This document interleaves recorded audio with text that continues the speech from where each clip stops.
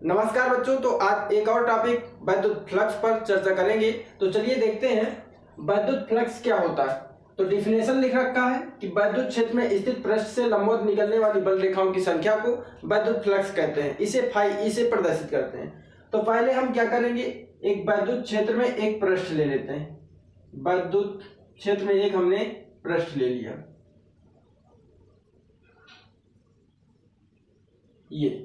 अब इससे जो बल रेखाएं निकलेंगी, ये वैद्युत क्षेत्र में रखा है, तो इससे जो बल रेखाएं होंगी, जो बल रेखाएं निकलेंगी, उन्हीं को कहा जाता है, उनकी संख्या को कहा जाता है वैद्युत फ्लक्स। लेकिन इससे हम छोटा सा, इसकी क्या है, एरिया क्या है, क्षेत्रफल क्या है, ए है पूरे पृष्ठ की। और यहाँ पर इसी पृष्ठ के अंदर छोटा सा अवयव ले लेते हैं, सूक्ष्मतम। जब सूक्ष्मतम अवयव ले लेंगे तो इसका जो क्षेत्रफल सदिश होगा, तो इसका क्षेत्रफल सदिश हो जाएगा डी ए वेक्टर, और ये वैद्युत क्षेत्र हो गया ई वेक्टर। तो यहां पर जो होगा थीटा होगा। जब थीटा कोण बनेगा तो इसके बीच हमें निकालेंगे वैद्युत फ्लक्स। तो वैद्युत फ्लक्स, तो पहले मैं छोटा सा टॉपिक फ्लक्स के बारे में डिटेल बताऊं। फ्लक्स क्या होता है? फ्लक्स, ओनली फ्लक्स क्या होता है? फ्लक्स का मतलब होता है बहाव, उसके लंबवत जो बहाव, लंबवत हो, किसी भी तरह का बहाव हो, वो होता है वैद्युत फ्लक्स। तो हाँ, सब कुछ होता है। बहाव का मतलब किसी का भी बहाव हो सकता है, ठीक है। नदी का पानी में, पानी का बहाव, उसमें इलेक्ट्रॉन आवेश का बहाव। वैद्युत क्षेत्र में किसका? आवेश के बहाव के कारण वैद्युत क्षेत्र उत्पन्न होती। तो आवेश के कारण क्या है, वैद्युत क्षेत्र में क्या होगा, आवेश का बहाव होता है। तो इसमें क्या है, ये डिफिनेशन हम लिखेंगे इतनी, और ये चित्र बनाएंगे। अब इसके बाद देखेंगे वैद्युत फ्लक्स को आगे हम किस तरह से लिखेंगे। तो यहाँ पर लिखेंगे ये जो खंड अवयव है डी ए, इससे निकलने वाला बाहर की ओर वैद्युत फ्लक्स। क्षेत्रफल अवयव, क्षेत्रफल अवयव डी ए से निकलने वाला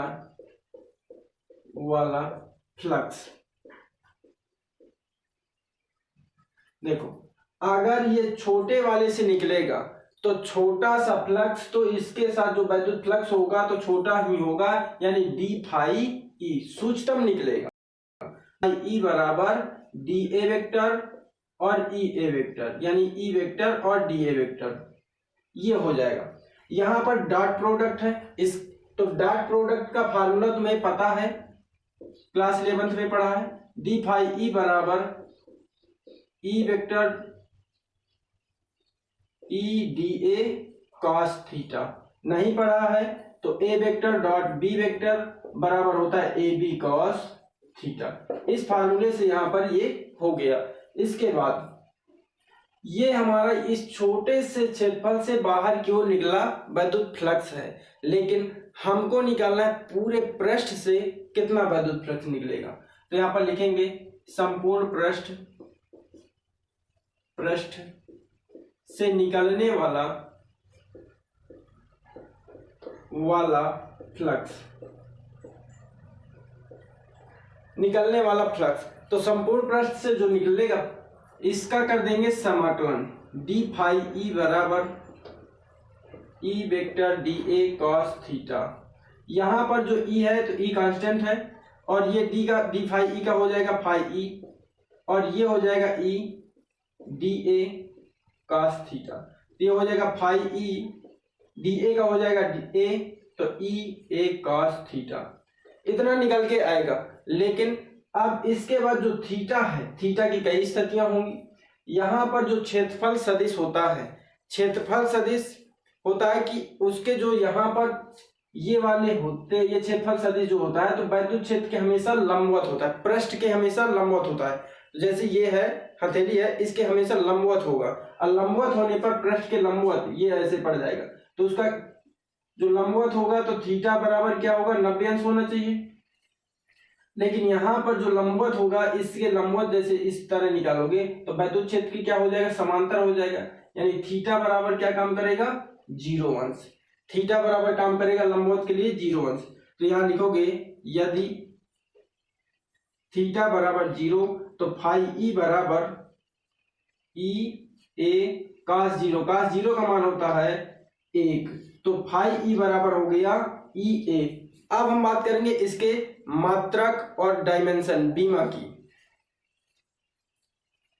तो इतना उतार लो, इतना लिखोगे। इसके बाद मैं यहीं पर लिखे दे रहा हूं मात्रक और बीमा।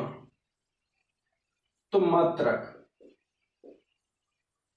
इसका जो मात्रक होगा ई क्या है, विद्युत क्षेत्र है, ए क्या है, क्षेत्रफल है। तो ई की बीमा होती है न्यूटन, इसका मात्रक होता है न्यूटन प्रति कूलाम और क्षेत्रफल का होता है मीटर स्क्वायर। तो ये हो जाएगा न्यूटन प्रति कूलाम मीटर स्क्वायर, यानी न्यूटन मीटर स्क्वायर प्रति कूलाम। और इसकी बीमा क्या हो जाएगी, बीमा न्यूटन की होती है, न्यूटन यानी बल की बीमा m/L/t-2 होती है। मीटर स्क्वायर की हो जाएगी L स्क्वायर और कूलाम का होता है AT। इतना हो जाएगा।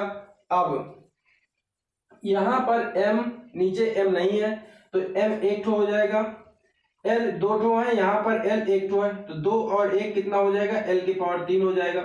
इसके बाद t नीचे है, ऊपर माइनस का 2 है, ये t ऊपर जाएगा तो माइनस का हो जाएगा, और माइनस का 2 और माइनस का 1 कितना हो जाएगा, माइनस का 3। ए नीचे प्लस का ऊपर जाएगा, माइनस का हो जाएगा, माइनस का 1। तो ये, तो इतनी जानकारी वैद्युत फ्लक्स में लिखना होता है। वैद्युत फ्लक्स की डेफिनेशन लिखोगे, फिर फिगर बनाओगे, फिर उसके बाद ये सॉल्व कर दोगे यहाँ तक। और एक और कुछ लिखना चाहो, थीटा बराबर 90 अंश लिख दोगे तो वैद्युत फ्लक्स यहाँ पर 0 हो जाएगा। और इतना लिख दोगे, इतना में क्या है, कंफर्टेबल है। उसके बाद यहाँ पर मात्रक लिख दोगे, बीमा लिख दोगे। ये तुम्हारा 3 नंबर का क्वेश्चन कंप्लीट हो गया। तो आशा करता हूं कि आपको समझ में आ गया होगा। अगर समझ में आ जाए करे तो लाइक कर दिया करें, कमेंट कर दिया करें, और हाँ, सब्सक्राइब भी कर दिया करें, जिससे हमें पता चलते जाए कि हमारे कितने साथी जुड़ते गए। ठीक है, धन्यवाद।